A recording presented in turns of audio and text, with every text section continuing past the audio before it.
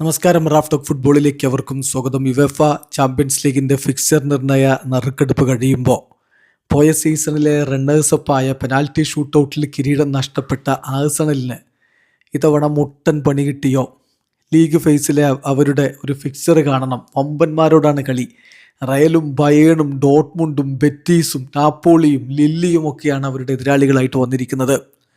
ഒട്ടും എളുപ്പമല്ല മൈക്കൽ ആർട്ടിറ്റയുടെ ടീമിന് എന്നർത്ഥം. പക്ഷേ മൈക്കൽ ആർട്ടിറ്റയുടെ ടീം ഇപ്പം മികച്ച രൂപത്തിലുള്ള കോമ്പിനേഷനായിട്ട് മാറിയിട്ടുണ്ടെന്ന് മാത്രമല്ല, ടീമിൻ്റെ കരുത്തവർ വർദ്ധിപ്പിച്ചിട്ടുമുണ്ട്. അതുകൊണ്ട് തന്നെ ഏത് എതിരാളിയെയും അവർക്ക് വേണമെങ്കിൽ പരാജയപ്പെടുത്താൻ പറ്റുമെങ്കിലും ഇത് കഠിന പരീക്ഷണം തന്നെയാണ്. ആഴ്സണലിൻ്റെ എതിരാളികളായിട്ട് പോർട്ട് 1 നിന്ന് വന്നത് റയൽ മാഡ്രിഡും ബയേൺ മ്യൂണിക്കുമാണ്. റയൽ മാഡ്രിഡിനെതിരെ ഹോം മത്സരമാണുള്ളത്, അതായത് എമിറേറ്റ്സിൽ വെച്ചിട്ടാണ് ആ കളി ഉണ്ടാവുക. എന്നാൽ ബയേണിനെതിരെ എവേ മത്സരമാണ്. പോർട്ട് 2 നിന്ന് ബൊറൂസിയ ഡോട്ട്മുണ്ടും റയൽ ബെറ്റീസുമാണ് വന്നത്. ഇതിൽ ബൊറൂസിയ ഡോട്ട്മുണ്ടിനെതിരെ ഹോം മത്സരമാണ്, റയൽ ബെറ്റീസിനെതിരെ എവേ മത്സരമാണ്.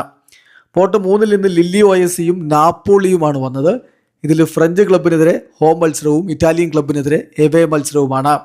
പോർട്ട് 4 നിന്ന് സബാഹും സ്ലാവിയ പ്രാഹയുമാണ് എത്തിയത്.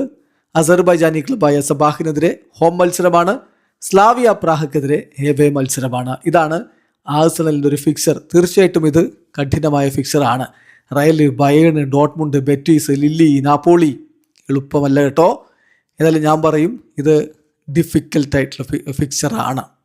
എന്ത് സംഭവിക്കുന്നത് കാത്തിരുന്ന് കാണാം. പക്ഷേ ആഴ്സണലിന് പോരാടി മുന്നേറാൻ കഴിയുമെന്ന് തന്നെയാണ് ഞാൻ ഉറച്ചു വിശ്വസിക്കുന്നത്. വീഡിയോ അവസാനിക്കുന്നു. ഫുട്ബോൾ ലോകത്ത് കൂടുതൽ വിശേഷങ്ങളുമായി റാഫ് ടോക്സ് വീഡിയോ എത്താം.